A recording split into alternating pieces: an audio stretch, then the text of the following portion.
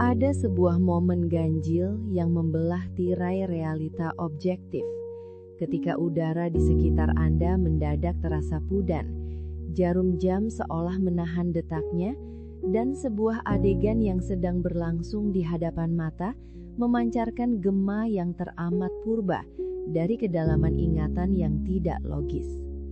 Anda berdiri di sebuah ruangan yang belum pernah Anda kunjungi, mendengar serangkaian kalimat spesifik yang meluncur dari bibir seseorang, atau melihat pendaran cahaya matahari sore yang membias pada sudut jendela.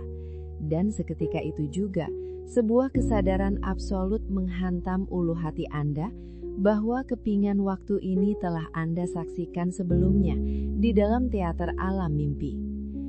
Fenomena prekognisi atau pengalaman manifestasi mimpi ke dalam dunia nyata ini bukanlah sekadar anomali neurologis yang lewat begitu saja, melainkan sebuah pintu gerbang yang memaksa kesadaran kita untuk berhadapan langsung dengan arketipe The Oracle atau The Sage yang bersemayam dalam kegelapan batin terdalam. Sebuah entitas penjaga kebijaksanaan yang memiliki kemampuan melampaui sekat-sekat waktu linier. Ketika batasan antara dunia astral yang tak berbentuk dan dunia material yang keras menjadi kabur, ego manusia modern yang rasional seringkali merespons dengan kebingungan atau bahkan ketakutan eksistensial. Sebab fondasi logika sebab akibat yang selama ini menjadi pegangan hidup mendadak runtuh tak bersisa. Sensasi deja vu yang bersumber dari mimpi ini adalah sebuah intervensi langsung dari dimensi lain, sebuah kilatan pencerahan batin yang menghentikan otomatisasi rutinitas keseharian kita, memaksa kita untuk menjadi saksi atas arsitektur takdir yang sedang dirajut oleh tangan-tangan yang tak terlihat. Pengalaman ini mengundang sebuah introspeksi yang sangat tajam mengenai hakikat realita itu sendiri, menggugat arogansi rasionalitas kita dengan sebuah teka-teki kuno yang telah diwariskan dari generasi ke generasi. Jika sebuah peristiwa di masa depan dapat disaksikan, dirasakan, dan dipetakan dengan presisi yang mengerikan sebelum peristiwa itu sendiri terlahir di alam materi, masihkah kita berani mengklaim bahwa kehendak bebas adalah penguasa tunggal atas jalan takdir yang kita tapaki setiap hari? Dalam lanskap kearifan Nusantara yang agung, khususnya melalui kacamata ilmu Titen dan kosmologi primbon Jawa yang telah disempurnakan selama ribuan tahun, fenomena mimpi yang menemukan wujud fisiknya di dunia nyata tidak pernah direduksi sebagai sekedar halusinasi pikiran yang kelelahan,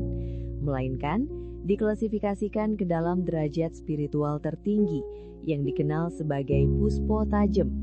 Secara harfiah bermakna bunga yang tajam atau kebenaran yang mekar di tengah malam. Puspo tajam adalah kategori mimpi yang hadir pada sepertiga malam terakhir atau menjelang fajar menyingsing, di mana seluruh kebisingan hasrat duniawi dan ilusi ego manusia telah sepenuhnya terlelap, menciptakan sebuah lorong keheningan kosmik yang memungkinkan turunnya wisik atau pesan gaib dari dimensi ilahiyah. Leluhur kita, dengan ketajaman intuisi yang menyatu dengan ritme alam semesta, meyakini bahwa pada fase ini entitas ruh atau sukma manusia melepaskan diri dari kurungan raga fana untuk mengembara melintasi alam kelanggengan, sebuah dimensi di mana masa lalu, masa kini, dan masa depan tidak berjalan dalam garis lurus yang memisahkan, melainkan berputar dalam sebuah konstelasi waktu yang melingkar dan abadi. Ketika sukma tersebut kembali ke dalam raga dan membawa kepingan memori dari masa depan, primbon menyebut fase perwujudannya di alam sadar sebagai dara dasih, yakni momen transendental, di mana cetak biru spiritual berinkarnasi secara sempurna ke dalam realita jasmania, membuktikan bahwa apa yang tertulis di langit pasti akan menjejak di bumi. Lebih dalam lagi, fenomena ini merupakan wujud nyata dari sasmita ningruh, sebuah bahasa rahasia jiwa atau sinyal peringatan dari ruh yang bertindak sebagai kompas navigasi agar manusia senantiasa eling lan waspada atau sadar dan berjaga-jaga dalam menghadapi persimpangan nasib. Tradisi luhur ini mencatat pola-pola mimpi prekognitif, bukan untuk menenun ramalan nasib yang dangkal atau menumbuhkan fatalisme yang melumpuhkan, melainkan untuk menegaskan posisi manusia sebagai mikrokosmos yang senantiasa beresonansi dengan makrokosmos, di mana setiap kilatan mimpi yang menjadi nyata adalah bukti empiris dari kearifan lokal bahwa alam semesta senantiasa berkomunikasi dengan kita melalui bahasa simbol yang menuntut kepekaan batin tingkat tinggi. Memasuki labirin psikologi kedalaman yang dirintis oleh Carl Gustav Jung, pengalaman melihat masa depan melalui mimpi dan menyaksikannya terwujud dalam bentuk deja vu mendapatkan kerangka analitis yang sangat presisi melalui konsep sinkronisitas atau sinkronisitas, sebuah prinsip koneksi akausal yang menjelaskan bagaimana dua peristiwa, satu berada di ranah psikis terdalam dan satu lagi terjadi di dunia fisik luar, dapat terjalin dalam sebuah kebetulan yang syarat akan makna tanpa adanya hubungan sebab akibat yang bisa diukur oleh hukum fisika klasik.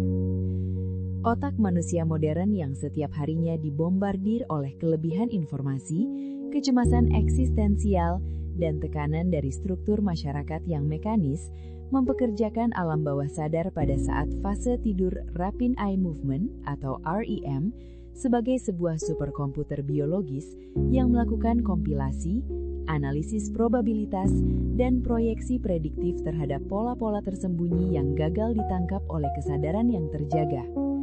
Namun, ketika prekognisi terjadi, proses ini melampaui sekadar komputasi mental. Ini adalah momen di mana archetype the oracle meledak dari dalam collective unconscious atau alam bawah sadar kolektif,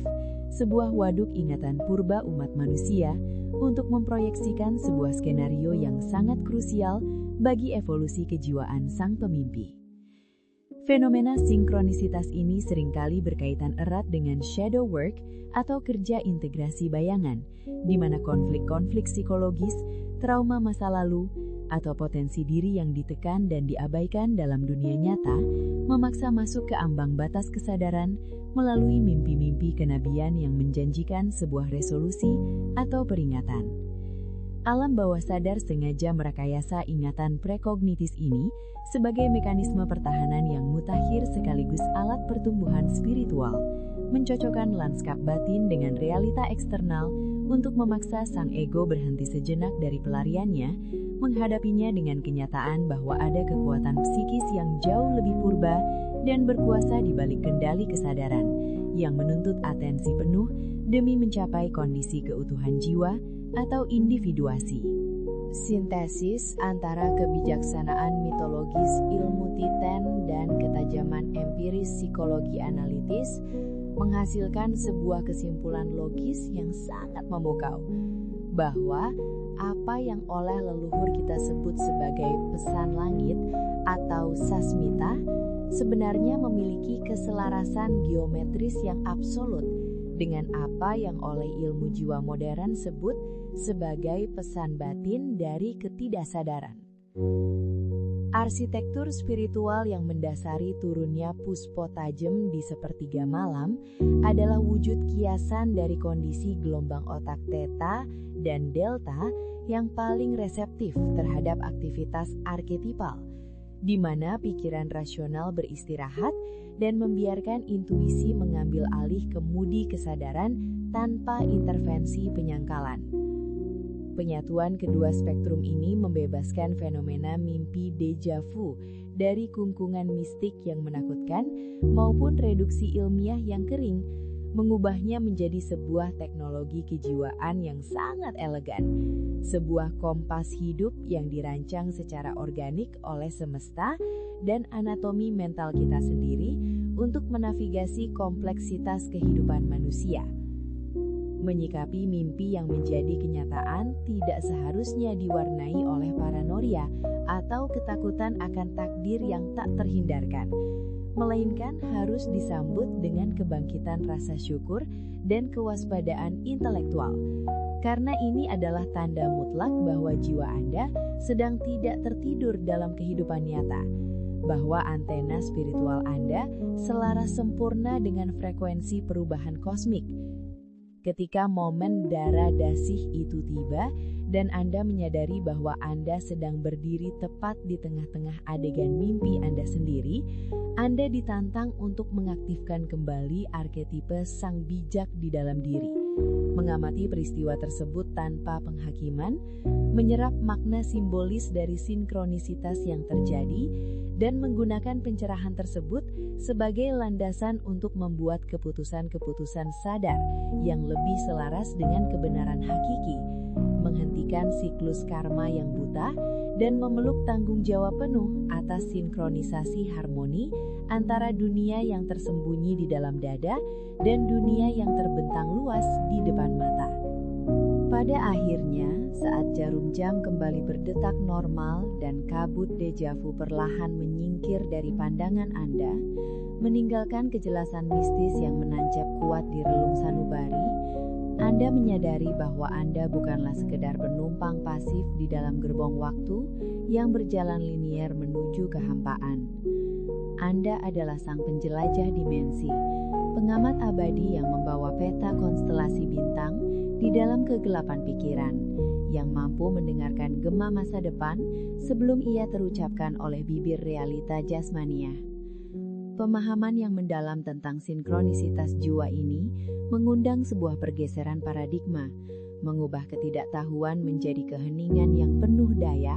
dan mengubah rasa takut akan hal yang tak teraba menjadi sebuah penerimaan yang anggun terhadap misteri penciptaan yang tak bertepi.